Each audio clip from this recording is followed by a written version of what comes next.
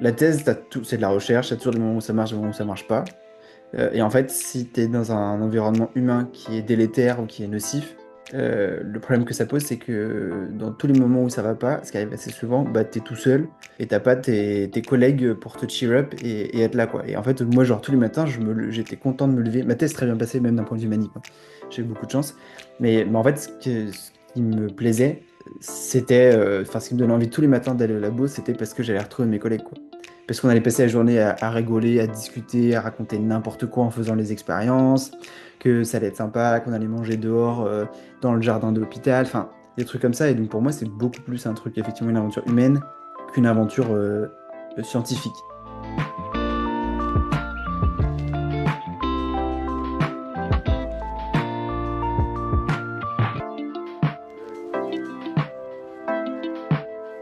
Bah, nous y sommes. Bienvenue à tous, bienvenue dans le podcast Dromien Matériaux, le podcast de l'exploration humaine, des matériaux et de la science. Bah, aujourd'hui, on va pas forcément parler de matériaux, c'est vrai. On va changer un petit peu. On va pas forcément parler de matériaux, mais on va parler quand même d'un sujet qui me tient à cœur. Et c'est un sujet qui tient à cœur également à mon invité, les doctorants, les docteurs. Finalement, tout ce qui tourne autour du doctorat et du devenir finalement de ce diplôme et des gens, des femmes et des hommes qui portent ce diplôme. Et bah, sans transition, je vais pas trop vous spoiler, mais voilà, on enchaîne directement sur l'invité, un guest, top guest, un des top guests également de Dromia Matériaux. Gaël, comment tu vas aujourd'hui? Très bien, très content, quel honneur, top guest, dis donc, Ah ouais, là, je ne m'attendais pas à tant que ça. si je pouvais mettre les 5 étoiles en bas.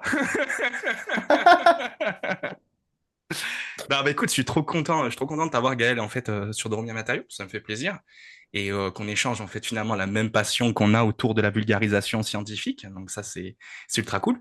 Toi dans ton domaine, moi dans le mien, mais finalement on a la C'est pas fusion, si... Ouais, c'est pas si loin que ça. c'est pas si loin que ça forcément. Quand on Ouais. parle de matériaux, de toute manière en vérité, c'est vraiment pas si loin que ça. Même nous corps humains, nous sommes un matériau vivant, constitué de polymères, effectivement. Est-ce que nous sommes des plastiques? Je ne sais pas. Donc, si C'est on peut quoi ne la pas être trop des définition? plastiques.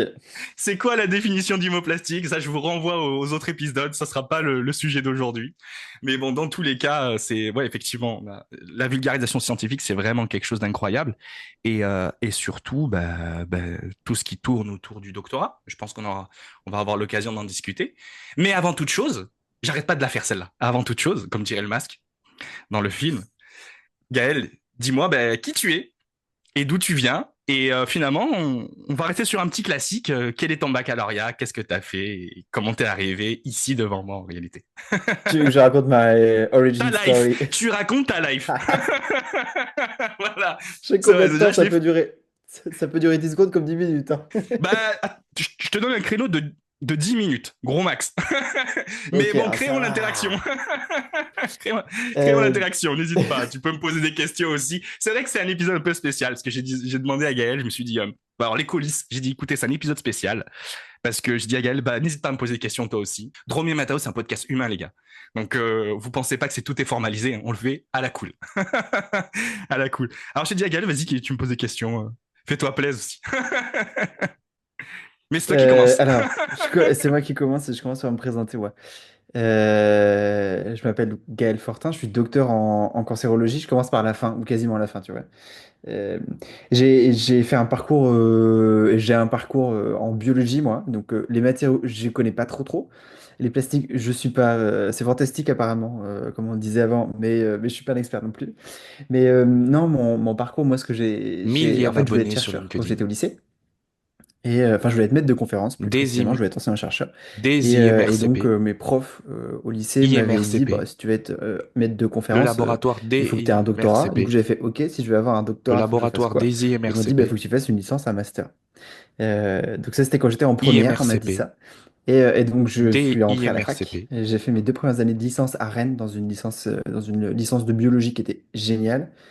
Et après, je suis arrivé à Paris pour faire ma licence 3, mon master 1 et mon Anciennement, master le 2. laboratoire J'ai fait des en fait je suis IMRCP. arrivé à Paris Maintenant, en licence 3 Softbat. parce que j'ai fait une formation qui s'appelle le Magistère européen de génétique. Soft math, Et c'est une formation en 3 ans. C'est pour ça que ça s'appelle un magistère, parce que c'est IMRCP, L3, M1 et M2. soft Et math. la particularité de cette formation-là, c'était d'abord le focus sur la génétique et ensuite le focus sur la pratique. Parce que au cours de ces 3 années de formation, j'ai eu 14 mois de stage au total sur 3 années. Donc ouais, c'était une formation avec beaucoup, beaucoup, beaucoup de stages et très, très enrichissante. Ah, incroyable, incroyable, incroyable. Ouais, Et c'est vrai ouais. que la connotation magistère, ouais, je ne savais pas la différence entre magistère et master. Donc tu me dis vraiment magistère, c'est 3 ans. Ça englobe la L3. Ouais, c'est ça. L3, C'est des vieilles M2, enfin formations M1, en M2. fait. Ouais, D'accord. c'est ça, L3 et M2, exactement. Ouais, c'est Et du super coup, intéressant. ça m'a donné l'opportunité de faire des stages très très chouettes où je suis allé vivre en Floride, j'ai vécu à New York, et après j'ai fait un stage de Master 2 à Paris. Et après, c'est ça qui m'a lancé, moi, dans la thèse en cancéro. Donc en cancérologie, parce qu'en fait, moi j'ai choisi de faire de la biologie quand j'ai commencé ma licence parce que j'étais longtemps entre physique et bio, en fait. Et j'ai choisi bio parce que j'ai eu la chance de faire un projet de recherche en biologie quand j'étais en première. Et donc, je me suis dit, en fait, j'adore ça, c'est trop bien. Mais j'aurais pu me retrouver en physique. Et d'ailleurs, quand je suis arrivé à Rennes, pour l'anecdote, les 2 premières semaines de la fac, je me suis fait chier comme pas possible. Et j'ai vraiment hésité à me réorienter pour aller partir en licence de physique à Rennes plutôt que de rester en licence de bio parce que ça me saoulait. Mais bon, c'est normal, Incroyable. c'était le début en fait. Donc bon, quand t'es au début, forcément, tu fais des rappels. Donc voilà, donc je suis resté sur de la bio et donc j'ai fait tous ces stages-là. Et quand moi j'étais en M2, j'ai voulu faire une thèse en cancérologie parce que c'est un truc qui me fascinait parce que moi j'aime bien les sciences qui sont en lien avec la santé. Je trouve que c'est des trucs qui sont extrêmement intéressants parce qu'on voit des applications assez rapidement. Euh, la cancérologie me fascinait parce que c'est un groupe de maladies, les cancers, qui sont très compliqués à comprendre, à cibler et à soigner aujourd'hui encore. Et c'est assez fascinant parce que quand tu regardes ces maladies-là, tu as besoin de comprendre énormément de choses sur le fonctionnement du vivant, à la fois dans des conditions normales et dans des conditions dans lesquelles il y a une maladie. Et donc, pour moi, c'est un peu une discipline qui est à la croisée de toute la biologie. Et je trouvais ça fascinant de me dire qu'en étudiant un sujet, en cancérologie, je pouvais à la fois faire de la cancérologie, mais aussi faire de la biologie cellulaire, faire de la biologie moléculaire, d'avoir des sujets qui sont entrés à la chimie, à tout ce qui est pharmacologie aussi, des questions de physiologie, des questions, enfin plein de questions très très variées. Et je trouvais ça fascinant. Donc j'ai fait une thèse de cancérologie. Et j'ai même fait une thèse sur un sous-type de leucémie très très rare. Et j'ai fait cette thèse-là à l'Institut de recherche Saint-Louis, dans l'équipe de recherche de Hugues de T. Et donc c'était dans le cadre de l'Université Paris-Cité, là aussi où j'avais fait mon magistère de génétique. Et ça s'est terminé en septembre 2023. Ah ok, t'es un jeune, jeune docteur quand même. Je suis un jeune docteur, ça fait 1 an et demi que j'ai soutenu ma thèse. Ouais. Tu vois, là, il y a 2 ans, quasiment jour pour jour, je commence à l'écriture de mon manuscrit de thèse. Incroyable, incroyable. J'ai Ben commencé écoute, fin mars. félicitations, c'est bel anniversaire, n'est-ce pas? Ouais, c'est ça. Bel J'ai anniversaire. toujours, j'ai le bouquin chez moi, j'ai le manuscrit de thèse qui est chez moi, qui ne me sert pas à grand-chose, mais ça me permet de me rappeler toutes ces années passées au labo à faire ce projet de recherche. Ah, je comprends très bien. Moi, le mien, alors attends, parce que j'ai une inversion de caméra. Moi, le mien, il est ici. Il... Ah, c'est ça qu'on voit sur le chevalet. Eh oui, la thèse. Nice. C'est Voilà, quoi c'est le ça. titre de ta thèse? Moi, je vais rien comprendre, mais c'est quoi? Alors, Parce que c'est les titres sont. optimisation du comportement mécanique de composites structuraux, PEC, fibre de carbone, avec enzymage oligomère, PEC. D'accord, j'ai compris jusqu'à fibre de carbone. Je me suis dit, ah, les fibres de carbone, c'est ce qu'on met dans les vélos pour qu'ils soient très très En fait, légers. concrètement, j'ai travaillé sur les interfaces fibres-matrices. J'avais une Ok. matrice haute performance qu'on qualifie de polymère haute performance qui s'appelle les PEKK, les polyéthers kétones kétones. Ça fait partie Mhm. d'une grande famille qu'on appelle les polyaryl éthers kétones, PAEK. C'est des polymères qui sont de très haute performance, qui brûlent à 500 degrés. Tu peux y aller, Ok. quoi. Ça fait partie des trucs un peu voilà, strong, tu vois. Dans le monde des polymères, c'est Mhm. strong, tu vois. 500 degrés, c'est Hercule, quoi. Et moi, j'ai travaillé, en fait, sur le, l'interface, c'est-à-dire l'adaptation de l'interface, comment faire pour augmenter les interactions, c'est-à-dire physico-chimiques. Ok. Physico-chimique, ça veut dire même avec un attrait mécanique, un attrait chimique. Est-ce que je crée des liaisons chimiques d'interface, qui est possible ou Mhm. pas, ou alors des interactions physiques, type London, Kizon, Dubaï. Tu vois, des Ok, choses comme ça, ou liaison hydrogène, si d'accord. on a... Donc, en fait, c'est ça. Et l'objectif, c'était de trouver un enzymage qui est compatible physiquement et chimiquement, donc c'est-à-dire en termes de propriété. Physique, c'est toute la Ouais. propriété, c'est-à-dire la tenue en température et ainsi de suite, et qui soit compatible aussi d'une manière chimique, parce que si tu te retrouves par exemple avec deux éléments qui est un polaire et un apolaire, bah, tu vois bien que tu n'as pas des compatibilités d'interface. Donc il y a tous Mm. ces enjeux-là, et l'objectif c'était ça. Alors moi je trouve ça ultra incroyable parce que tu m'as dit, ce qui me fascine dans la cancérologie, c'est que c'est une discipline à la croisée de tous les mondes. Et en fait, je te répondrai la même chose dans le monde des matériaux.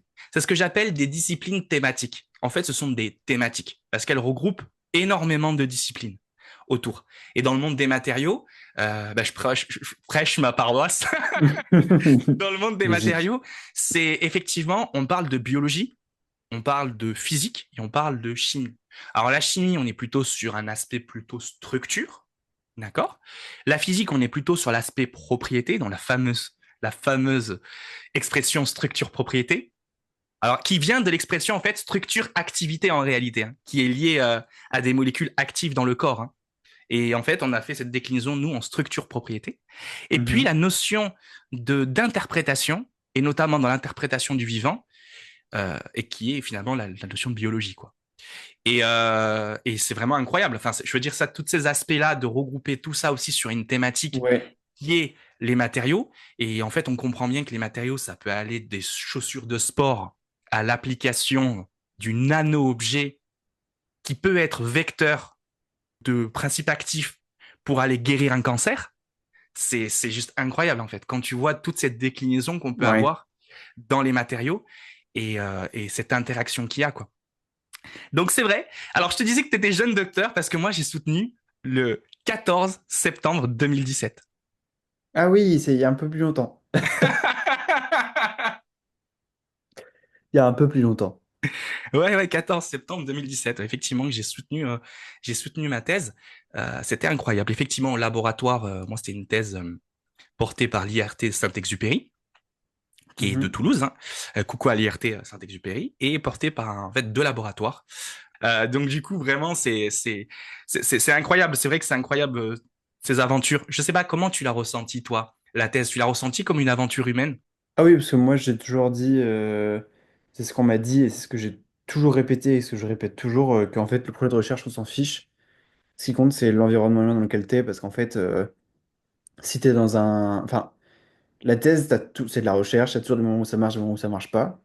Et en fait si t'es dans un environnement humain qui est délétère ou qui est nocif, le problème que ça pose c'est que dans tous les moments où ça va pas, ce qui arrive assez souvent, bah t'es tout seul et t'as pas tes collègues pour te cheer up et être là, quoi. Et en fait, moi, genre, tous les matins, j'étais content de me lever. Ma thèse très bien passée, même d'un point de vue manip, hein.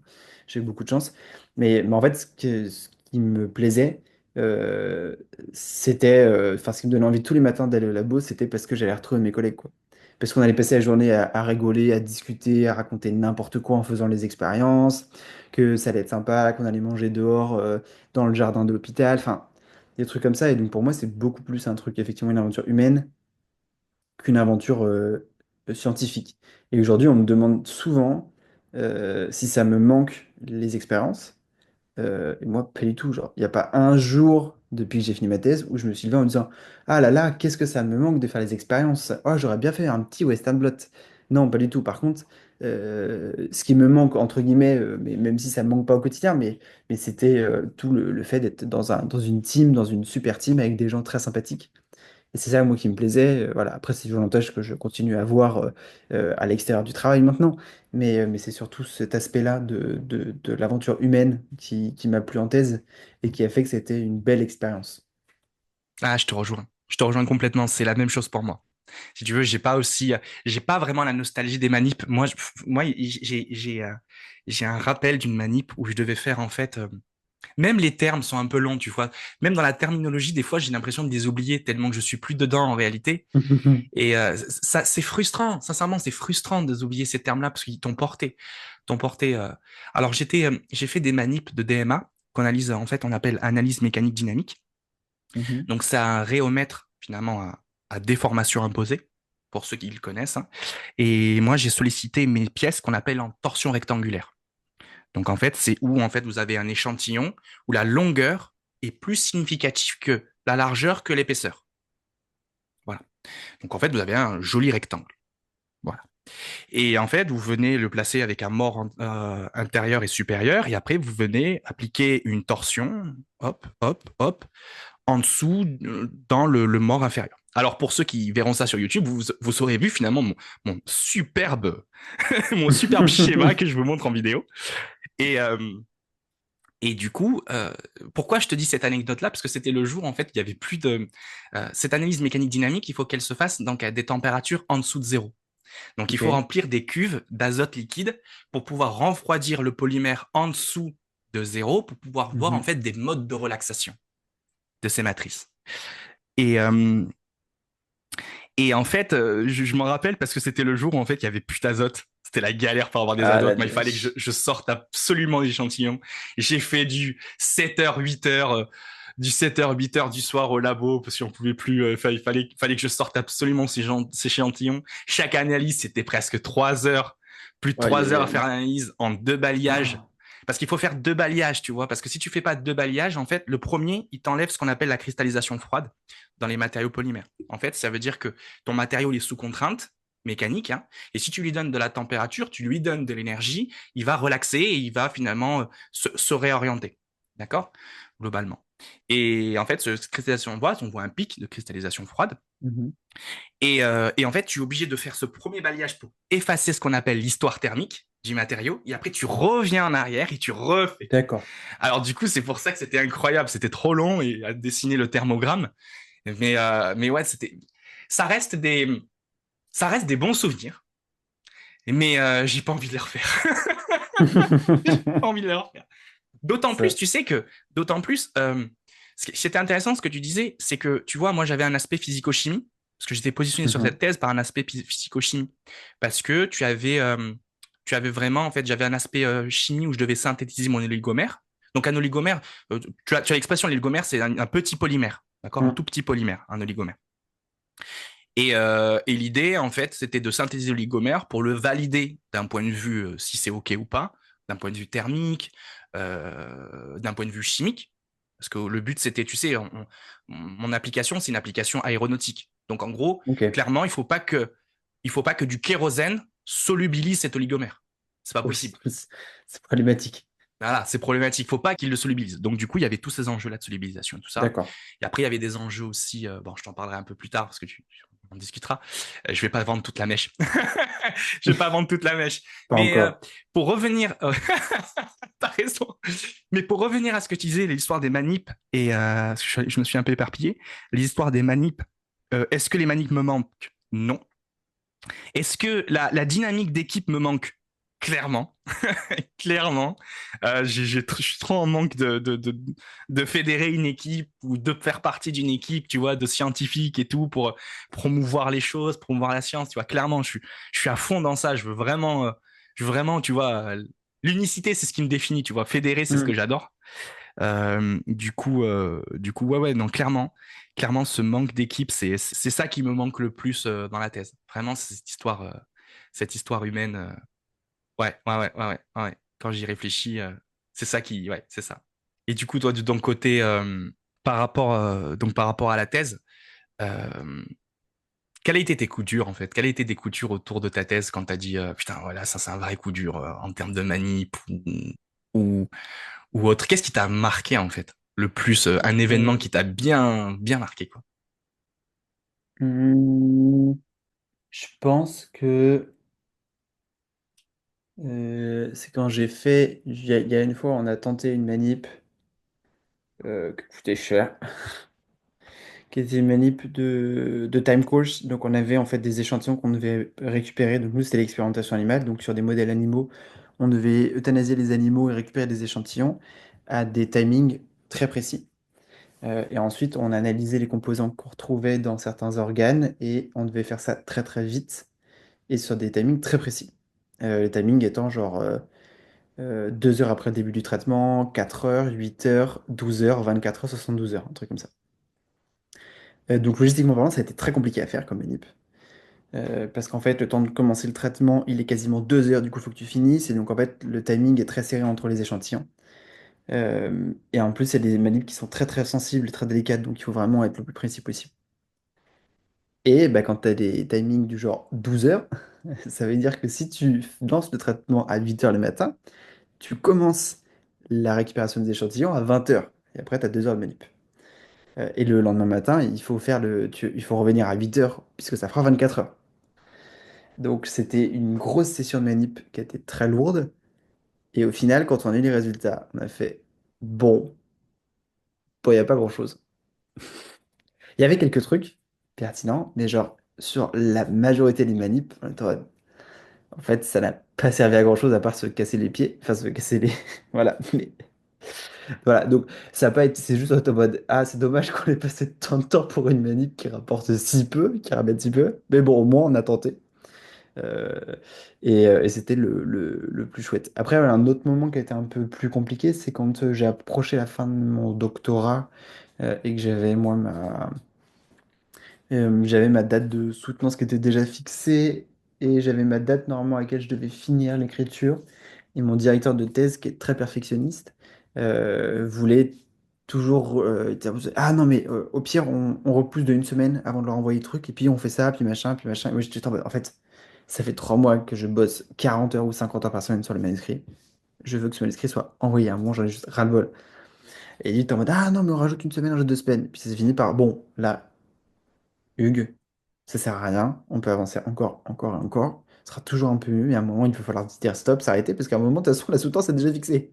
Il va falloir qu'on leur envoie le manuscrit de thèse, parce qu'ils ont 200 pages à lire, ils vont pas le faire en 10 jours. En plus, euh, moi j'ai soutenu le.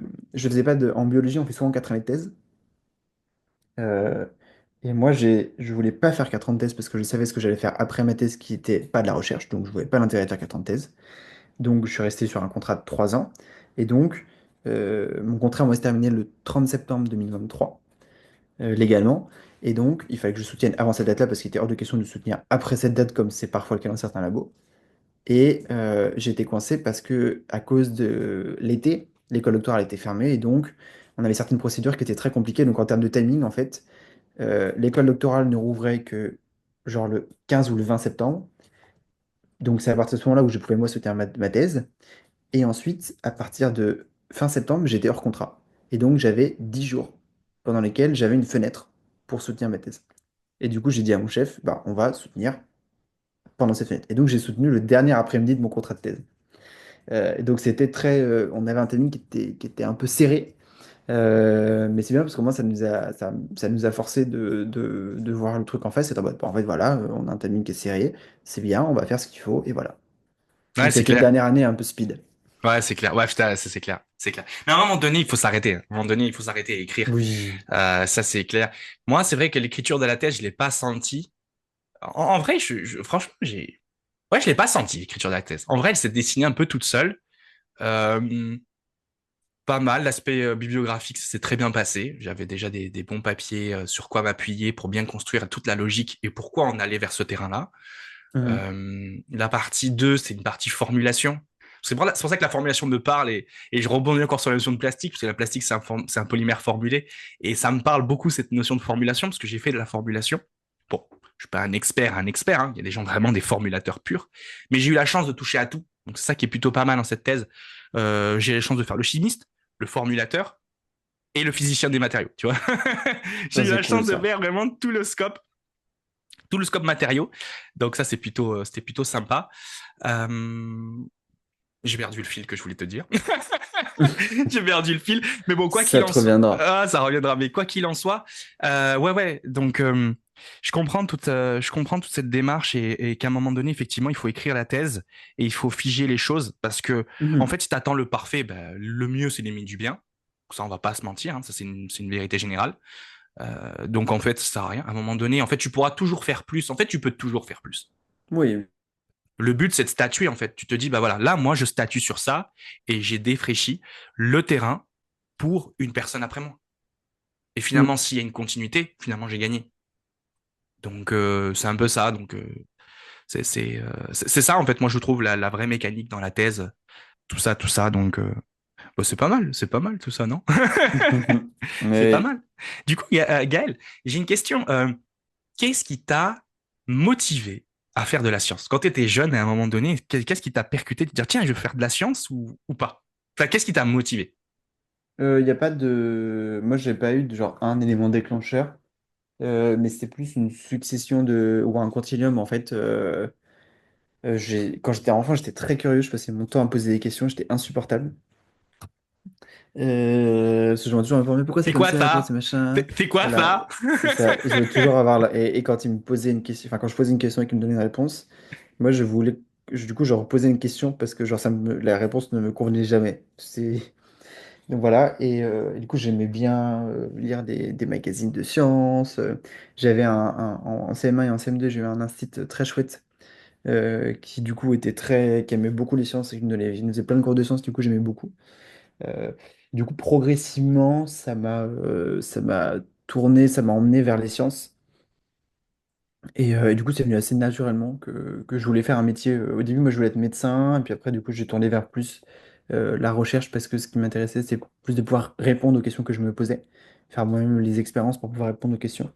Et c'est ça qui m'a amené vers la science et qui continue de me driver maintenant, même si je fais plus de recherche. Ouais, c'est clair. Non, je comprends. Je comprends très bien. Je te rejoins. Je te rejoins là-dessus aussi, sur cette mécanique-là, sur la façon de penser, de, de kiffer, en fait. Moi, c'est pas, je veux dire, c'est pas, ça casse pas trois pattes à un canard, on va dire ça comme ça, l'expression, tu sais. Mais en fait, moi, j'ai kiffé la science, donc depuis tout petit. Je me rappelle d'un truc, ça m'a marqué. Je crois que j'étais en CM1, CM2, je sais plus. Ça m'avait marqué un truc de fou. Il y avait un papa d'un des élèves de la classe qui était venu, qui avait présenté en fait, qui était ingénieur. Je crois qu'il était ingénieur. Alors, je m'en rappelle plus. Hein. C'est fou, Hmm, hein. C'est fou. Et il est venu, tu sais, avec un petit carnet. C'était assez fascinant. Il était venu un petit carnet avec des histogrammes pour montrer l'évolution des diplômes. ouais.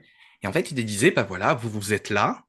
Et en fait, vous allez avoir ce diplôme-là, ce diplôme-là, ce diplôme-là, jusqu'au doctorat. Et j'ai le souvenir. C'est dommage que j'ai pas gardé ce carnet. Mais mon Dieu, ça remonte quasiment. Moi, j'ai 34 ans, donc ça remonte quasiment peut-être à 20 ans, une vingtaine d'années, plus d'une vingtaine d'années, plus d'une vingtaine d'années. Et je me souviens avoir colorié l'histogramme jusqu'au doctorat. Et je me suis dit, putain, il faut que je fasse ça. Il faut que je fasse ça. Je te jure, Mission accomplie. Ah, mission, mission complete. Quelques années après, mission Quelques accomplie. années plus tard. Et franchement, c'est là où, en fait, moi, j'ai ce souvenir-là. Et un des souvenirs charnières qu'il y a vraiment, c'est à l'âge de 12 ans, qui m'a dit vraiment, je veux faire de la science. C'est le manga Full Metal Alchemist. Je sais pas si tu connais. Ouais, ouais, si je connais. J'ai les bouquins qui sont là, ici. Ah oui, je reconnais. Ok, ouais, je vois la tête. Ce manga, je crois qu'il m'a fait rêver pour me dire, Mike, vas-y, quoi. Vas-y, deviens le chimiste de fou et tout. Deviens, vas-y, rêve ta vie, kiffe ta vie de chimiste ou d'alchimiste. Et, euh, et tout ça, ça a embringué dans tout ça. Et finalement, au fur et à mesure, tu as l'évolution, tu vois. Au début, la même chose que toi. Au début, je voulais être chimiste. Après, j'ai vu que la chimie, c'était trop chiant. Parce que voir un ballon toute la journée tourner et changer de couleur, excusez-moi les chimistes, je vous adore, hein, je vous adore. Et en plus, j'ai des très bons amis chimistes. Coucou les potes. Mais c'est trop chiant. C'est trop chiant. Et du coup, je me suis orienté un peu par hasard vers les polymères. Et les polymères, tu sais, je me suis orienté, je crois que ouais, j'étais en, en classe préparatoire. Ouais. Et en fait, il y avait un TIPE. Et du coup, cette thématique, au début, la thématique, c'était trop marrant. C'était, j'ai été voir les profs et j'ai dit, bah, en fait, je veux faire pourquoi la matière colle. Ok. Ok. Déjà on était déjà dans les interactions entre matériaux là, du coup, Ah ouais, pourquoi la matière c'était très colle. senti, hein. Ouais. Et j'ai dit, pourquoi la matière colle? Et du coup, il y a quelqu'un qui me dit, un des profs, il me dit, bah non, c'est déjà pris. Oh, je t'ai resté comme ça. Ok. Bon. Et bizarrement, à cette époque, mon père, c'est un artisan maçon. Et il travaillait avec une personne, il faisait la maison d'une personne qui était spécialiste dans les sols en résine. Ok. Donc les sols, en fait, quand tu fais des sols en plastique. On va dire ça comme ça, finalement, c'est ça. On fait Mhm. des sols en plastique qui permet de faire des décorations. Par exemple, quelqu'un de ce métier-là, c'est une personne qui va venir sur un chantier, tu vas lui dire, eh ben, écoute, je voudrais marcher sur une plage.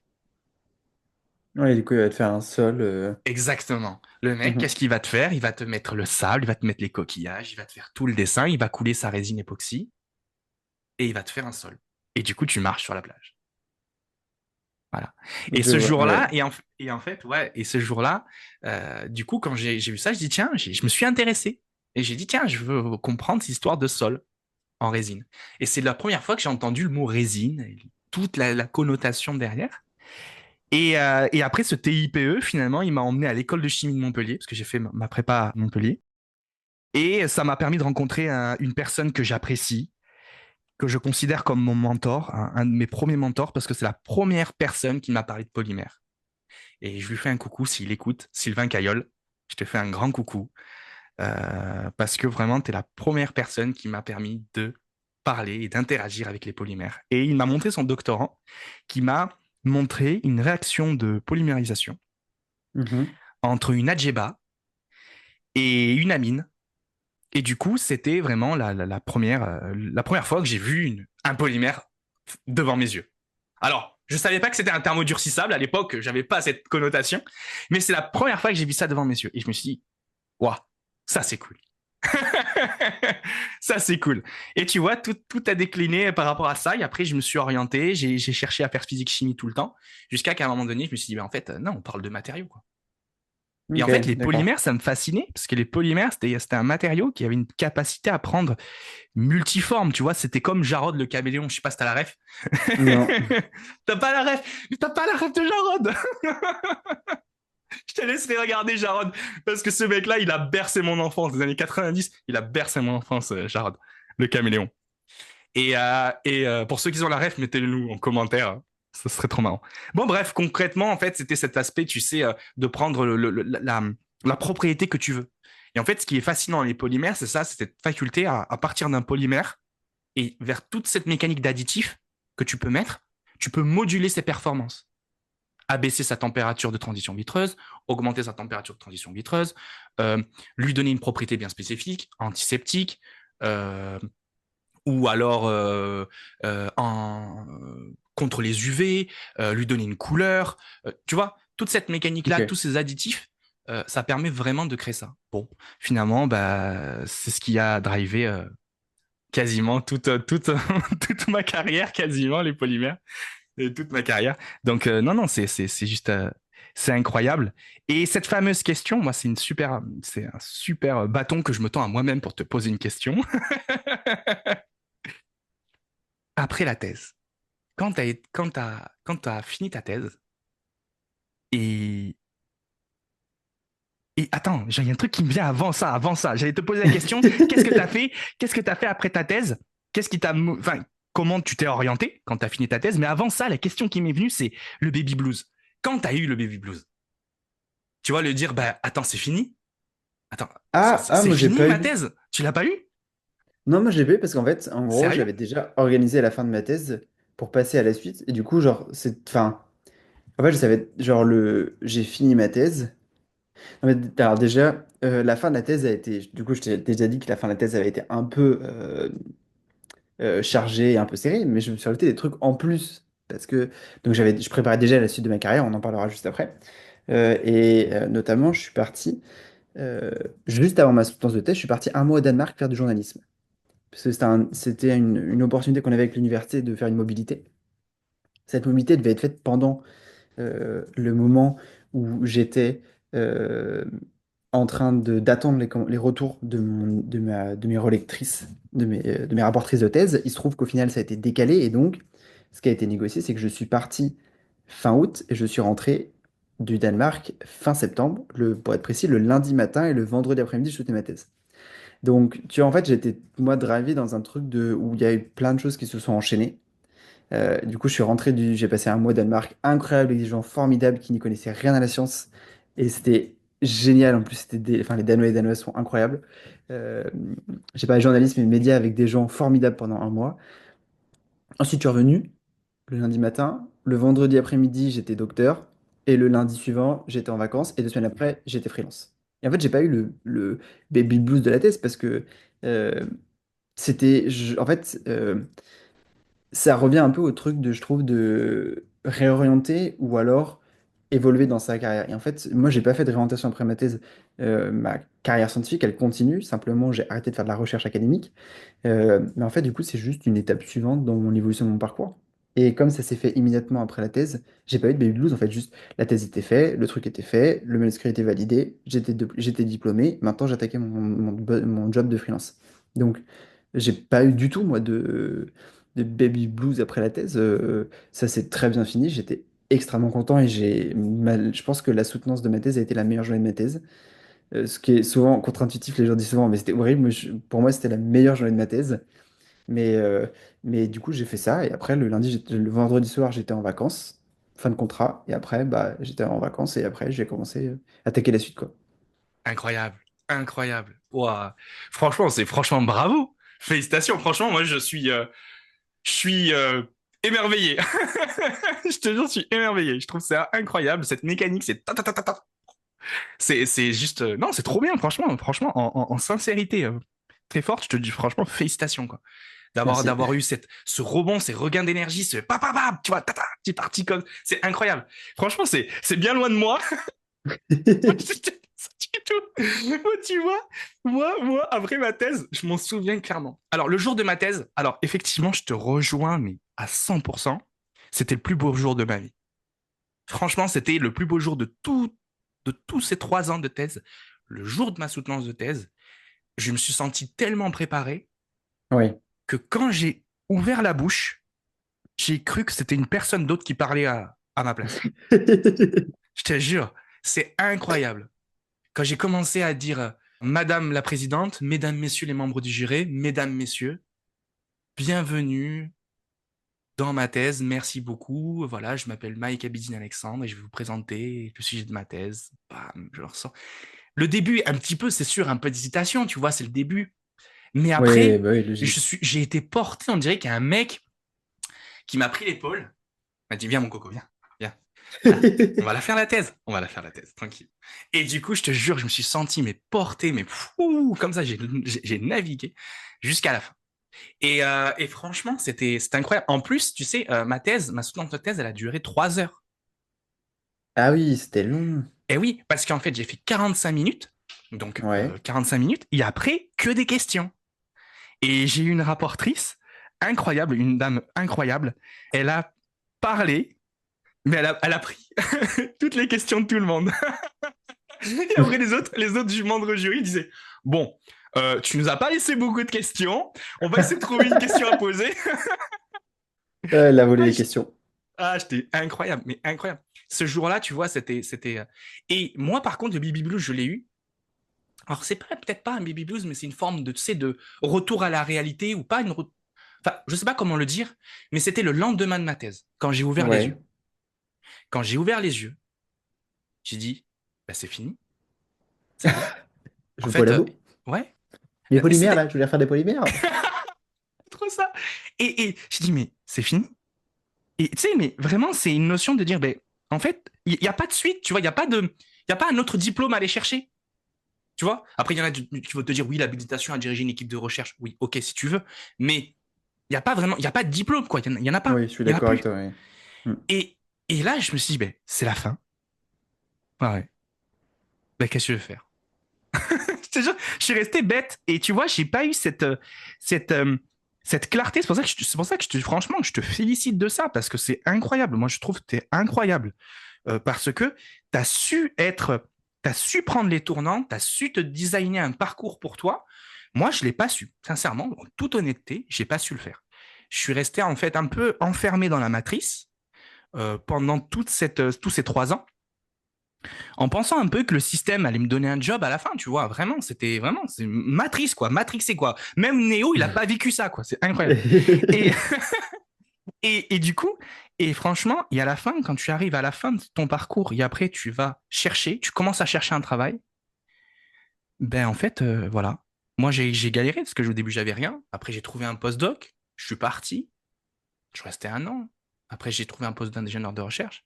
Jusqu'à qu'à un moment donné, si tu veux, travailler comme voilà, ça m'a pas plu, quoi. Il fallait que je Ouais, fasse quelque chose par moi-même, tu vois, il fallait. Alors, tu vois, autant les manips ne me manquent pas. Ça, les manips, c'est clair, ça me manque pas du tout. Mais autant avoir le nez dans un projet scientifique et m'enrichir intellectuellement avec des personnes qui vont me parler d'interface, qui vont me parler de polymères, qui vont me parler d'interaction, qui vont me parler de céramique, de métallurgie, tout ce que tu veux imaginer dans le monde des matériaux, ça me manque. Tu vois, ça me manque, tu vois. Ça me manque beaucoup qu'on me parle de tout ça parce que j'ai envie d'être toujours dans le coup, tu vois. Toujours envie d'être dans le coup, des projets, des nouvelles choses. Alors, c'est pour ça que Dromier Matériaux existe, en fait. Parce que c'est le hmm, plaisir d'échanger bah avec oui. des personnes sur cette thématique, tu vois, qui m'enrichit de leur vocabulaire, qui m'enrichit de cette vision. Et d'autant plus, je sais pas si tu l'as remarqué, j'ai essayé d'ouvrir Dromier Matériaux à d'autres personnes qui ne sont pas des docteurs en matériaux ou en Genre physique ou en moi, chimie. par Euh, exemple, mais je tu es connais rien docteur. aux matériaux. Je suis Mais tu es docteur, mais ni docteur. en physique, ni en Mais, chimie, ni en matériaux. mais t'es pas loin, t'inquiète, t'es pas loin. Mais ce que je parlais, c'était plutôt, tu sais, des designers, des gens, parce que je voulais avoir une approche, une vision de la matière un peu différente, qui est Hmm. finalement une réalité de terrain. Et donc c'est pour ça. Et d'ailleurs, effectivement, pourquoi en fait, je t'ai proposé ce magnifique épisode ensemble, parce que je voulais avoir aussi ta vision, mais ta vision en tant que docteur, finalement, toi, comment tu l'as vécu ton doctorat, c'était quoi la suite, et tout ça, tout ça. Et franchement, je suis pas déçu, mais c'est trop cool, mais c'est trop cool, c'est trop cool. Moi, je te refélicite là-dessus. Et alors, freelance, et qu'est-ce qui s'est passé? Quels sont les premiers contrats? Quelles a été les premières actions que t'as menées, et qu'est-ce qui t'a amené à la vulgarisation scientifique? Yes, c'est un long cheminement ça. En fait, moi, quand j'ai commencé ma thèse, je me suis assez rapidement rendu compte que je n'allais pas faire de recherche académique après ma thèse. Là, on l'a dit depuis tout à l'heure, la thèse c'était une très belle expérience, mais je suis très content de ma thèse et j'ai eu de la chance de la faire dans un laboratoire génial avec des gens très très cool, un très bon directeur de thèse et un projet qui roulait, ce qui est loin d'être le cas pour toutes ces conditions-là dans certains laboratoires. Et en fait, au bout, genre, je sais pas, d'un an de thèse, je me suis dit que non, ça allait pas le faire. Parce que déjà, moi, je voulais être maître de conf, je voulais pas être chargé de recherche. Donc, ça posait problème parce que ça veut dire que c'est encore plus compliqué en termes de poste. Euh, Quand je discutais avec des maîtres de conf, enfin, une maître de conf une fois m'a résumé le truc en mode, c'est le métier où c'est le métier où tu es tout le temps insatisfait de ce que tu fais et tout le temps frustré parce que t'es ni pleinement prof ni pleinement chercheur. Et on te juge comme si tu étais pleinement prof et comme si tu étais pleinement chercheur. Donc ça posait problème. Pour les questions de poste aussi, je savais très bien que les postes étaient réduits et tout, mais en fait, une fois que j'étais dans le truc et aussi dans le MLP et tout, j'étais en mode ouais, c'est très chouette, mais en fait, je ne vois pas ça faire ça pendant genre 15 ans, 20 ans, quoi. Parce que c'était chouette de faire les manips, mais ce qui m'intéressait plus, c'était de bosser avec les concepts, avec les idées, avec les notions scientifiques plus que de faire les manips. Et c'est pour ça que ce qui m'a apporté beaucoup de satisfaction dans la thèse, c'est que ma thèse, j'ai fait la moitié de ma thèse en expérimentation animale et la moitié de ma thèse en bioinformatique. Et donc, je faisais l'intégralité du processus du design de la manip, à faire la manip chez les souris, et ensuite à analyser toutes les données informatiques et à avoir les résultats. Donc, j'ai des manips parfois qui duraient sur 6 mois, avec 50, 100 millions. Et c'était très chouette parce que bioinfo qui me permettait de plus sur la partie concept et idée, et d'aller creuser plein de données. Mais du coup, je me suis dit que j'avais pas envie. Et puis, je voyais l'environnement dans lequel j'évoluais, qui était un environnement avec très, on va dire, assez rapidement des questions politiques qui arrivaient, et pas politique dans le sens droite ou gauche, mais politique dans le sens de ah oui, alors lui, c'est pas un bon chercheur, ou c'est son équipe, ça marche pas très bien, mais en même temps, il est pote avec machin ou machin truc, c'est comme ça qu'il a eu son concours et bidou chouette. Ah, et puis pour l'HDR, dans son jury, cette personne-là, c'était ses potes et machin et tout. Et j'avais pas envie d'évoluer dans un univers comme ça, avec beaucoup des histoires de ah, c'est le pote de machin, c'est bidule chouette, il a été placé là, bidule, ça m'intéressait pas. Et quand je voyais comment c'était la galère de financement euh, tout le temps, ça m'embêtait. Et puis le dernier truc, je crois, qu'a achevé, c'est quand j'en parlais avec les autres chargés de recherche dans mon équipe. Donc on était une grosse équipe qui tournait bien, avec beaucoup de financement, parce que mon directeur de thèse avait l'avantage d'être connu et très connu à l'international aussi. Donc je pense qu'on était dans les meilleures conditions possibles. Et pourtant, quand je leur demandais est-ce que vous le referiez ce parcours-là si on était aujourd'hui, ben, elles me disaient non. Je dis attendez, genre, elles ont un poste, de la thune, autant de stagiaires qu'elles veulent. Les manies passent bien, on a un bon labo, et pourtant, ces personnes-là me disent quand même que si c'était à refaire, elles ne le referaient pas. Pour moi, ça, c'est l'exemple typique de ça veut dire qu'il y a un problème. Et du coup, je me suis dit, bon, très bien, je ne vais donc pas faire de recherche. Donc, je me suis dit, pas de recherche académique, super. Donc, ça faisait quand même 10 ans que c'est ce que je voulais faire. Je me dit, très bien, formidable. Eh bien, on va tout recommencer. Et ça m'intéressait. Je me suis posé la question de faire de la recherche dans le privé. Et ça ne m'intéressait pas parce que je voyais en cancéro, du coup, j'avais deux options. La première, c'était bosser dans un grand groupe pharmaceutique.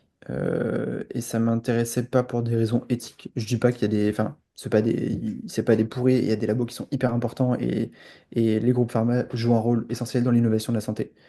Mais ça m'intéressait pas d'être dans une optique de recherche pour faire derrière de la rentabilité.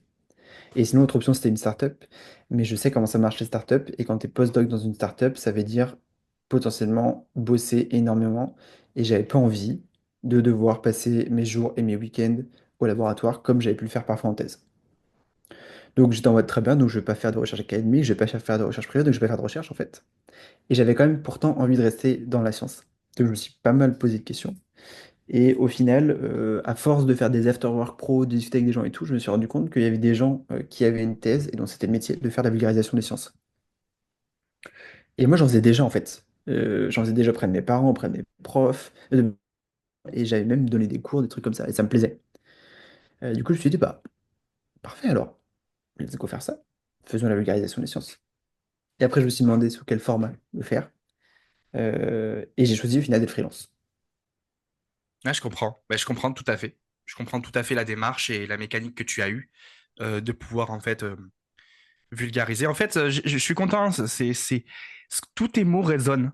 Tous tes mots, Ouais, tous tu tes vois, mots résonnent c'est... en moi parce que si tu veux, on n'a pas eu on a eu des parcours similaires. On a eu des chemins différents, ce qui est normal, mais on a eu des parcours similaires au sens. Moi aussi, j'adore vulgariser. J'adore vulgariser. En fait, j'adore, euh, si tu veux, trouver des mots simples pour expliquer des concepts.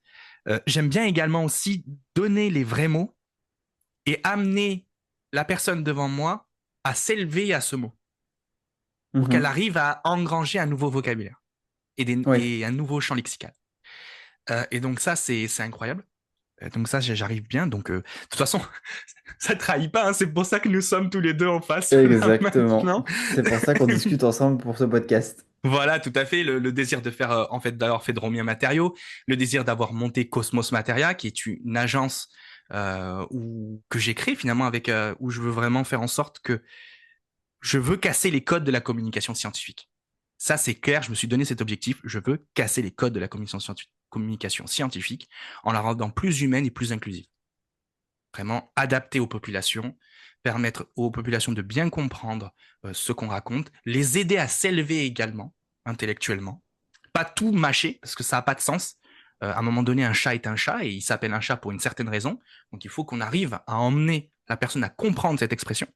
Pourquoi? Pourquoi on le dénomme de cette manière-là? Et notamment dans des sujets d'actualité, tu vois très bien, enfin, je suis sûr que tu es le premier défendeur de ça, des gens qui font des abus de langage pour détourner des réglementations. Tu vois, un peu cette notion, bah regarde, je reviens sur le mot plastique. Le mot plastique, il n'y a pas vraiment de réglementation. Tu vois, l'ADEME te donne Une une définition. définition même. Et par exemple, tu vas voir, c'est stupide, mais prenons le cas d'un packaging. Il y a des mecs qui vont te dire, oui, le packaging est sans plastique. Mais l'encre qui est dessus, c'est pas un plastique. Tu vois, tu ne sais pas en fait. Ouais, Parce que tu as un amalgame entre la fonction et la nature. ouais. Et cet amalgame, il est né de la réglementation, d'un trou de réglementation en réalité.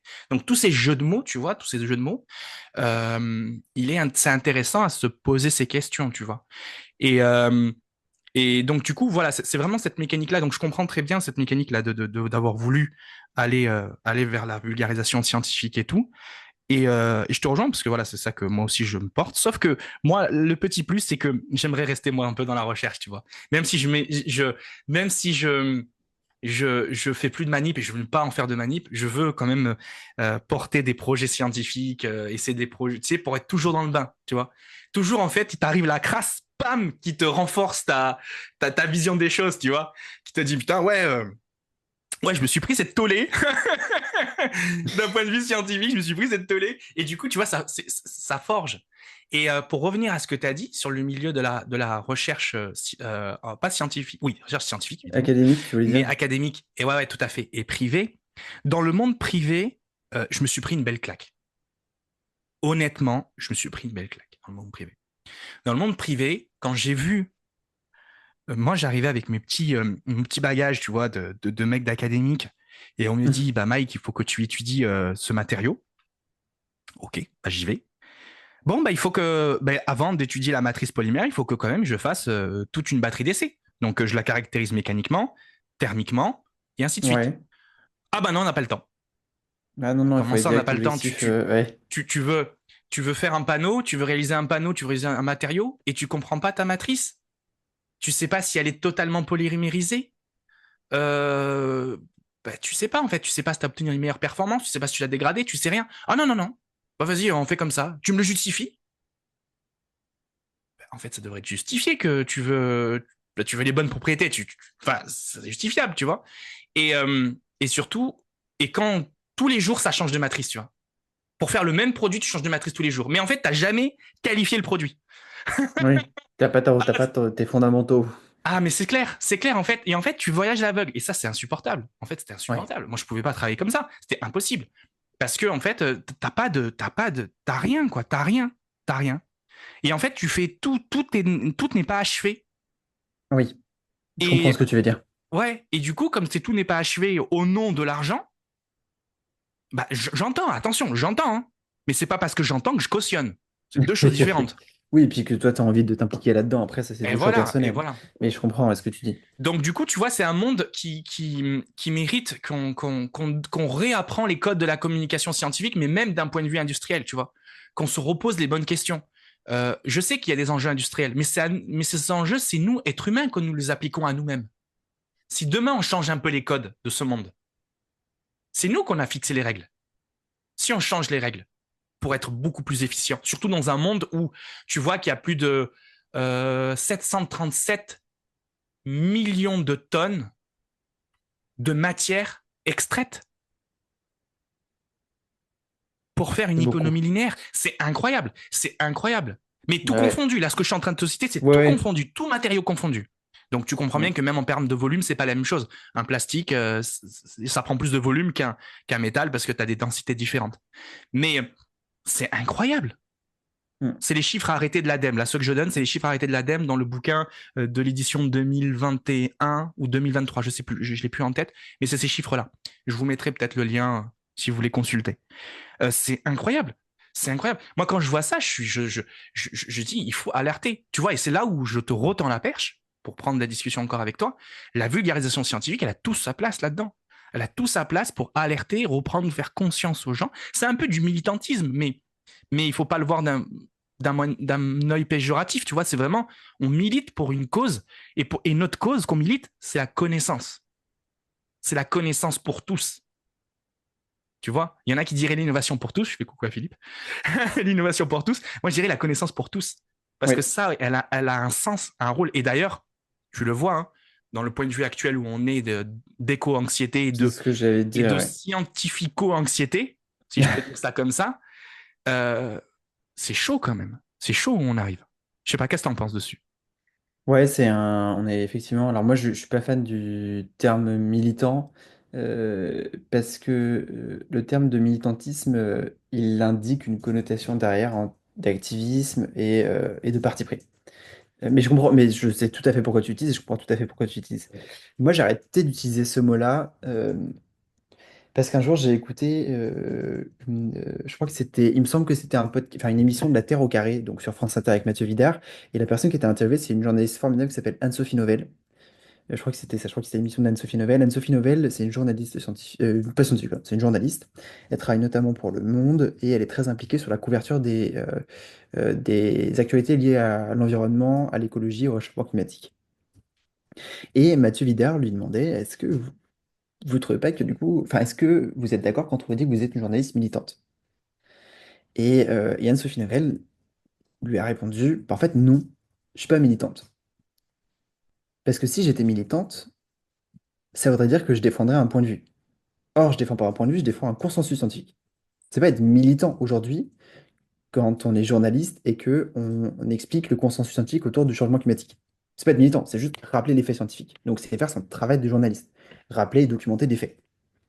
Et donc pour elle, ce que disait Anne Spinobel, c'est qu'elle est juste journaliste. En fait, un journaliste militant sur cette question-là, c'est plutôt quelqu'un sur CNews qui va dire que le réchauffement climatique n'est pas d'origine humaine. Ça, c'est un journalisme militant qui est anti-climat. Et moi, je me place, enfin, quand j'ai entendu ça, je me suis dit, mais en fait, je suis tellement d'accord avec ce qu'elle raconte. Euh, moi, je suis pas un scientifique ou un vulgarisateur militant. Je défends la science. Quand il n'y a pas de consensus, je dis il n'y a pas de consensus.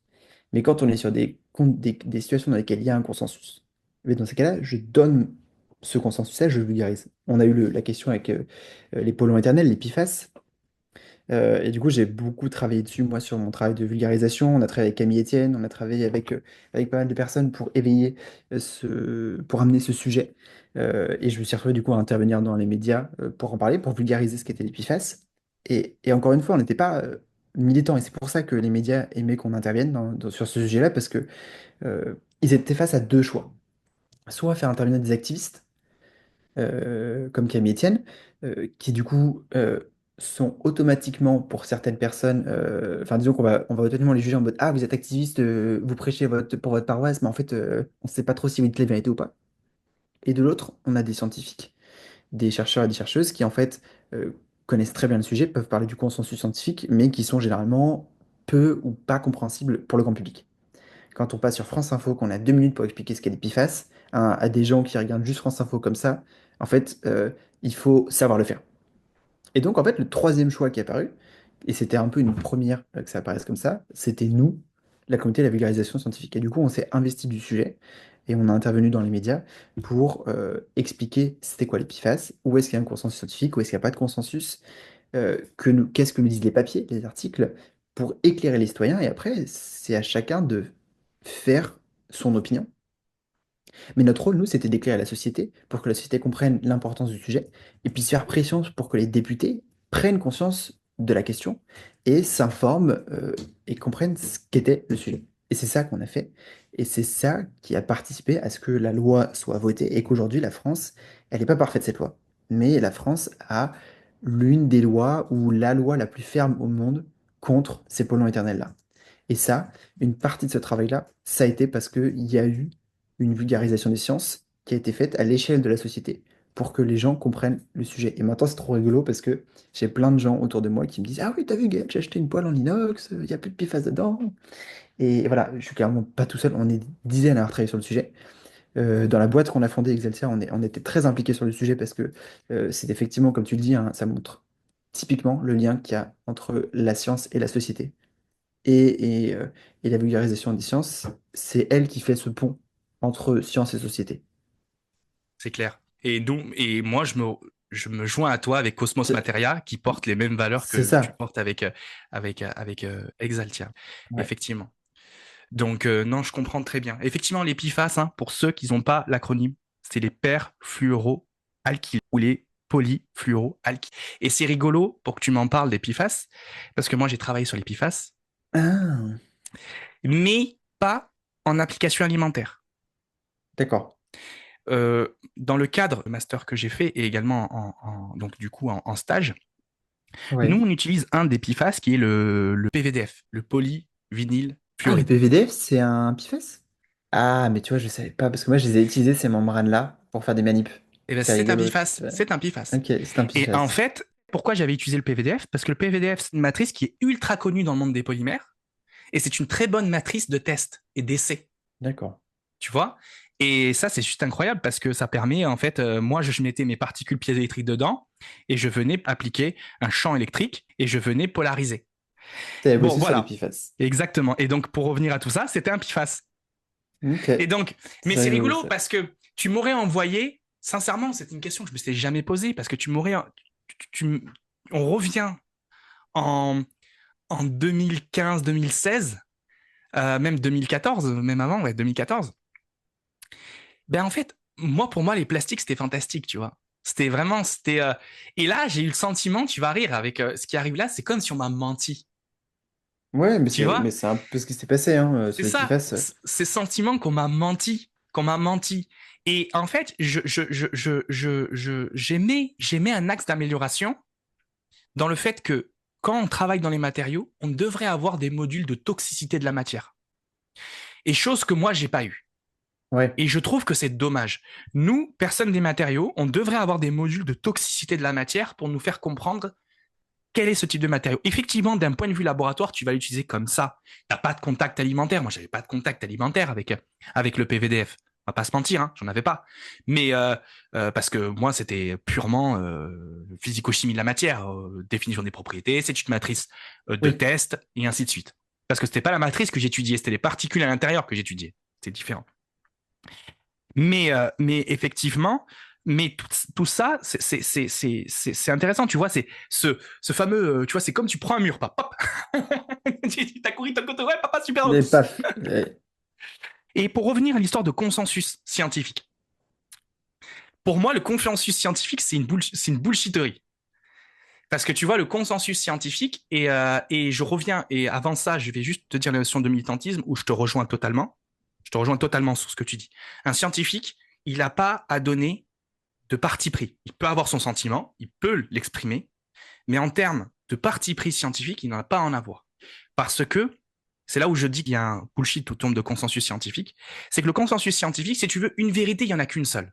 Mais des multitudes d'interprétations d'une vérité, elle va moduler en fonction du référentiel à laquelle tu vois ton fait. Ça veut dire que c'est la même chose qu'on te disait à l'école. A à côté de B avance à la même vitesse. Est-ce que A bouge par rapport à B? Ah bah non, ils bougent pas, ils avancent à la même vitesse, dans la même direction et dans le même sens. Et donc en fait, c'est des notions de référentiel.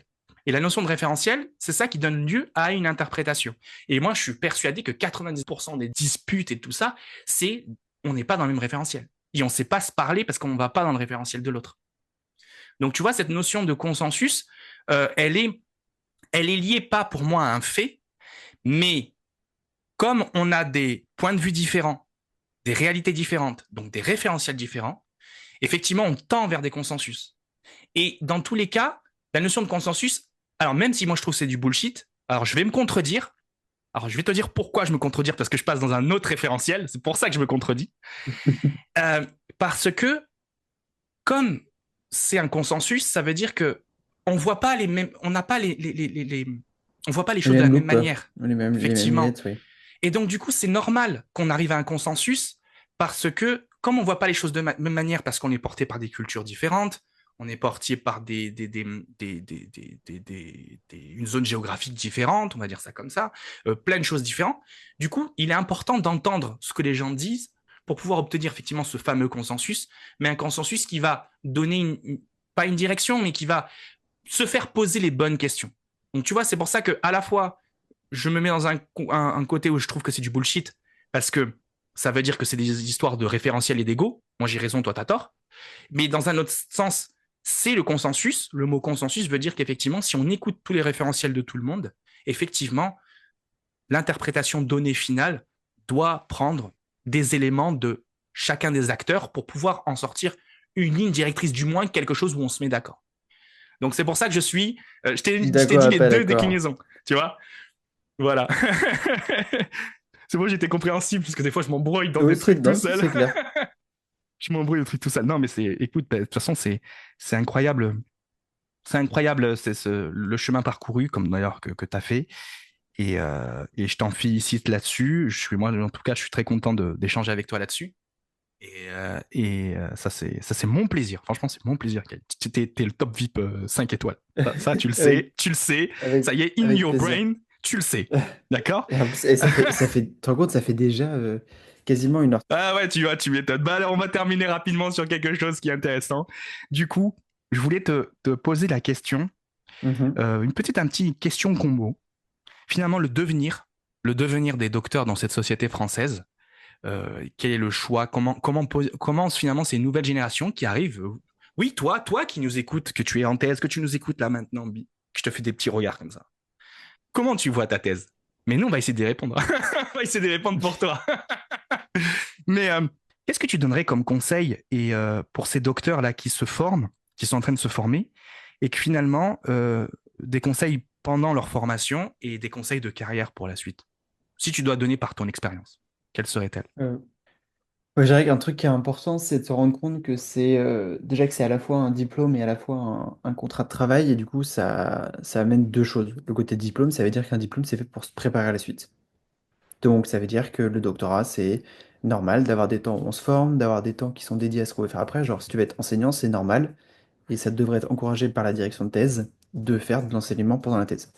Si après ta thèse, tu veux faire un postdoc, potentiellement passer les concours et tout, c'est normal de faire en sorte de pousser au maximum le contenu scientifique, notamment la publication et tout. C'est dire qu'il y a ce truc de être conscient que bah, c'est pour préparer la suite. Et après, comme c'est un contrat de travail, ça veut dire qu'une thèse qui se passe pas bien, ça se quitte. C'est un contrat de travail, tu as le droit de faire une rupture conventionnelle, tu as le droit de démissionner. Euh, et je crois qu'en France, on a trop encore cette sacralisation du doctorat. Moi, je l'ai vécu, où en fait, on dit, ah oui, non, mais vraiment, le doctorat, c'est quand même le Saint Graal. Mais en fait, non, ça se passe pas bien, tu t'en vas. J'ai plein de gens qui sont partis, c'est parce que ça se passait mal, et c'est très bien, en fait. Et qui sont probablement beaucoup plus heureux maintenant que s'ils étaient allés jusqu'au bout du doctorat, juste parce que, non, mais c'est le Saint Graal et tout. Non, en fait, non. Si c'est de la merde, c'est de la merde, en fait. Mais il y a des plein de fois où ça se passe extrêmement bien, et tant mieux.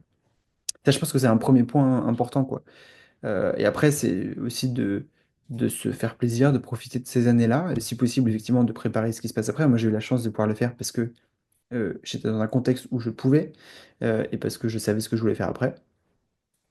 Mais dans tous les cas, il faut en profiter, il faut se faire plaisir, et puis c'est aussi normal, après la thèse, de se prendre un petit temps off, et de pas chercher à, contrairement à ce que moi j'ai fait, où je suis parti direct après, où j'ai continué après, mais alors c'est normal de dire, ah bon, bah...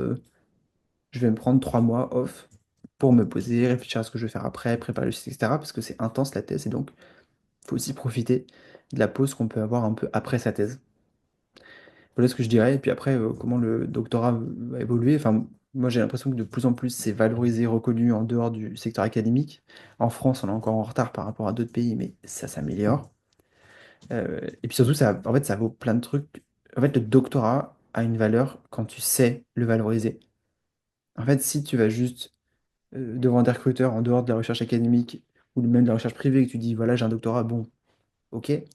Mais si tu arrives et tu dis j'ai un doctorat, et donc j'ai fait 3 ans de gestion de projet, j'ai fait tel truc, gestion de problématiques, gestion de conflits, j'ai travaillé avec des stagiaires, des ingénieurs, d'autres doctorants, des techniciens, question de management, tous ces trucs-là, question d'auto-formation, etc., d'autonomie de travail, tout ça, en fait, ça a beaucoup de valeur et c'est pour ça que euh, genre, moi, par exemple, je sais que si jamais j'arrête la vulgarisation des sciences, j'ai l'avantage d'avoir ce diplôme qui vaut, une fois qu'il est bien valorisé, vaut de l'or. Et donc, pour trouver du travail, ça le fait. Parce qu'en fait, ce diplôme, il vaut quelque chose. Tout à fait, je te rejoins à 100% là-dessus. Là-dessus, effectivement, et c'est des choses, c'est à nous, docteurs, de porter en fait Mm. les codes et les valeurs du doctorat. C'est-à-dire, effectivement, c'est très bien dit, c'est très bien dit, Gaël, c'est très bien dit. Mot pour mot, je vais reprendre mot pour mot ce que tu as dit. Effectivement, la gestion de projet, une aventure humaine, donc finalement, gestion des conflits. Donc, effectivement, travailler avec différents acteurs, que ce soit d'études à d'autres ingénieurs de recherche, des gens qui sont des docteurs comme toi aussi, qui sont des ATR, des trucs comme ça, enfin des gens qui sont même plus haut que toi pendant ta thèse, mais qui sont là aussi pour t'accompagner, des techniciens, des stagiaires, la possibilité de donner des cours. Donc, ça veut dire finalement une forme, même si tu vulgarises pas, quand même, si, quand même, le cours est une vulgarisation, enfin, quand même, Ça, quand c'est un même. débat. C'est- C'est un autre débat. c'est un autre débat, oui, oui, oui, oui, oui, oui.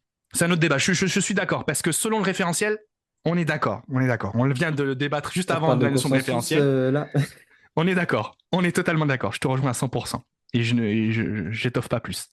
Et donc du coup, c'est vrai que c'est intéressant de revaloriser son doctorat et de montrer ça. Et on a prouvé aussi une faculté d'apprentissage. Ça veut Ouais. dire qu'en fait, on montre aussi à la personne, oui, je ne sais pas tout. Mais quand même, je te montre que ces 3 ans, j'ai eu une auto-formation. Donc, j'ai une capacité d'apprentissage. Si tu me donnes le temps, je peux me mettre à niveau que tu veux, dans un domaine qui n'est peut-être pas forcément le mien, mais la thématique est la mienne, le domaine non, parce que tu comprends que c'est pareil dans le tien. La cancérologie, je suis sûr et certain qu'il y a différents types de façons de le voir et des Bien multitudes de sûr. façons de le voir que tu n'as pas investigué toi. que tu ne te sens pas à l'aise. C'est comme moi en matériaux. Moi, par exemple, la métallurgie, la céramique, je connais, mais c'est pas mon cœur de métier. Je me sens pas à l'aise Bien sûr. totalement dans ce cœur de métier. Moi, c'est plutôt les polymères et la vision des polymères. Et d'ailleurs, et même pas dans les polymères, la polymérisation. C'est plutôt l'étude physico-chimique, la relation structure-propriété. Donc, tu vois, c'est vraiment encore un, un, un, un petit endroit dans un endroit, quoi. Mais, euh, mais effectivement, ça permet de dire, ben, on a investigué tout ça, on a une capacité d'auto-formation, et donc, Mm. je suis capable de m'adapter. Donc, chère jeune personne ou jeune docteur qui nous écoute, qui écoute Gaël et moi pendant cet épisode, déjà, je vous en remercie. Et au-delà de ça, ayez confiance en vous. Ayez confiance en vous. Et ça, vous allez aller loin, parce que cette confiance, personne ne vous la donnera. Personne ne vous la donnera. C'est que vous, à vous de la prendre. Donc effectivement, je suis 100% d'accord avec toi. Bon, on arrive presque à la fin. C'est une On bonne arrive à la fin conclusion, du ça, non, ce que podcast. tu viens de dire. Je suis Comment? complètement d'accord avec toi. Très Ah bah bonne conclusion, ce super. que tu viens de dire, et je suis tout à fait d'accord avec toi. Super, merci beaucoup Gaël. En tout cas, on arrive à la fin du podcast. Ça, c'est plutôt cool, la bonne dynamique. Et du coup, ça me donne envie de... La prochaine fois, je suis ton invité. La prochaine fois, c'est moi ton invité. Tu m'invites où tu veux. Et c'est en tout bien et tout honneur, bien sûr. Mais tu sais, mais tu m'invites et la prochaine fois, c'est moi qui. Bon, on a eu quand même cette mécanique, on s'est posé des questions et je parlais beaucoup de moi, chose que je fais quand même dans le podcast, mais là un peu plus. Grâce à toi, merci. Donc, ça c'est sûr. Avec plaisir, Et, c'était intéressant, oui. et tu sais, tu vas pas y échapper. Tu vas pas y échapper. Je vais te poser la question. Ouais. La question signature du podcast Dromien Matériaux, parce que tu vas pas y échapper, cette question signature, c'est Gaël, si tu serais un matériau, lequel serais-tu Ah, ça, je sais. et comment tu te définirais? Ça, je sais. J'ai un truc que je trouve fascinant, que j'ai découvert en test, que je trouvais incroyable. C'est les biomatériaux qu'on est capable aujourd'hui d'imprimer en 3D et qui sont utilisés notamment pour faire des greffes dans le cadre d'expérimentation animale où on est capable du coup de recréer des petites structures dans lesquelles on va pouvoir faire par exemple des sortes de faux os dans lesquels on va avoir toute la moelle osseuse et on peut mettre les cellules dedans et faire des expériences avec. Et je trouve ça incroyable d'être capable aujourd'hui d'allier aussi bien les matériaux avec la bio pour que ça nous aide à faire de la recherche vers la santé et après à retourner finalement vers comprendre mieux les maladies et mieux les soigner. Ça, moi, je trouve que c'est incroyable. Et je pense que c'est ça que je serais, tu vois, si j'étais un matériau. Incroyable. Et ça caractérise quel pan de ta personnalité? La notion d'interface? Oh, je sais pas, ouais, le truc d'interface, le truc le côté un peu essayer d'innover ou d'être novateur et d'être le pont entre différentes disciplines. Je sais pas, entre, tu Ouais, vois, la ouais, bio et les matériaux. je comprends, très bien. Voilà. Bah écoute, moi je pense que ça serait un super sujet de vulgarisation ensemble, qu'on pourrait monter ensemble là-dessus. Voilà, t'as Allez, on tendu va la faire ça. perche et je fais appel à ton appel. Je réponds, monsieur, je suis là. Donc du coup, si tu veux porter ce sujet avec moi, on peut faire un sujet de vulgarisation autour de ça ensemble. C'est un appel Allez. qui est sincère maintenant, comme on dit, la balle est dans ton camp. Et vous en êtes Il n'y témoin. a J'ai plus pris qu'à tout le s'en monde à saisir. témoin. Voilà, vous allez avoir d'ici quelques mois, on va avoir des choses, on va avoir des choses ensemble. Donc, bah, écoute, super, super Gaël, merci beaucoup en tout cas Merci pour d'avoir, l'invitation. merci à toi d'avoir accepté, c'est ça qui me tient à cœur et de fédérer autant de personnes et autant de profils différents pour parler de thématiques qui me touchent et que ce soit les matériaux, mais le doctorat, c'est une thématique qui me touche énormément parce que pour l'avoir vécu, je défends vraiment cet aspect de vision humaine. Alors, c'est ce que je défends avec Hmm. Cosmos Materia, une communication scientifique plus humaine et plus inclusive des matériaux. Mais, et je le défends également dans le monde de la thèse, que c'est une aventure humaine avant d'être une aventure scientifique. Hmm. Dans tous les cas, je te remercie. Je vous remercie, oui, toi qui écoutes, ou toi qui nous vois, qui nous regarde. Je te remercie et je vais parler plus globalement. Je vous remercie. Merci beaucoup de nous avoir écoutés et d'avoir écouté ce podcast de Romien Matériaux. Si vous avez des questions, oui, monsieur, dame, si vous avez des questions, n'hésitez pas à nous poser. Gaël et moi, ce sera un plaisir de vous répondre à ces questions. Pour nous soutenir, comment soutenir Romien Matériaux? C'est ultra simple. C'est s'abonner. Et c'est gratuit, hein. C'est gratuit. Il n'y a pas d'abonnement payant. C'est gratuit, hein. S'abonner gratuitement sur YouTube. S'abonner gratuitement sur les plateformes d'écoute. Si vous êtes super chaud, vous pouvez vous abonner à toutes les plateformes en même temps. Super cool. C'est super cool. En tout cas, nous noter 5 étoiles pour les plateformes d'écoute, un pouce, un commentaire sur YouTube, ça aide, ça permet de faire pousser Drômier Matériaux et de donner la parole aux femmes et aux hommes de science qui passent dans ce podcast. Et on a eu la chance quand même d'avoir des professeurs d'université. Je pense à Christophe Deraille, à Laurent Billon. On a eu la chance d'avoir des directeurs de recherche. Je refais un coucou à Sylvain Caillol. On a eu la chance d'avoir plusieurs post-docs, de jeunes docteurs, de jeunes profils, des designers, un designer super connu, Philippe Vaé, coucou, un docteur incroyable qui vient juste de passer, il y a pas longtemps, normalement, l'épisode va passer un peu plus longtemps, enfin, en termes de décalage, donc il est passé déjà un petit moment. Mais Philippe Rothenauer de la fresque du plastique, docteur en chimie, on a eu la chance d'avoir des très beaux profils sur Dromia Matériaux, et en fait, c'est grâce à vous qu'on arrive à leur donner de la voix. Donc, si vraiment vous voulez souhaiter donner de la voix à ces personnes-là, abonnez-vous, soutenez-nous, c'est gratuit. C'est qu'un pouce pour vous et un clic pour vous. Mais pour moi, ça fait toute la diff. Donc, en tout cas, merci beaucoup pour ça. Et pour terminer cet épisode, ce n'est pas à moi de donner le mot de la fin, mais c'est à notre ami Gaël qui va nous donner le mot de la fin. Gaël, as-tu un mot de la fin pour cet épisode? Ah bah, abonnez-vous, Ah bah vite. c'est le plus important. Abonnez-vous, bah merci beaucoup. Super mot de la fin. On se revoit très vite pour un nouvel épisode de Dromien Matériaux, votre podcast qui parle de l'exploration humaine, des matériaux et de la science. On a été beaucoup sur l'exploration humaine de la science. On a parlé de matériaux à la fin, quoi. On a parlé de matériaux à la fin. Un petit peu, ouais, Il y a ouais. eu un petit call, il y a eu un call de partenariat qui s'est fait aussi à la fin. Mais voilà, en tout cas, merci beaucoup et on se voit à très vite. Salut à tous.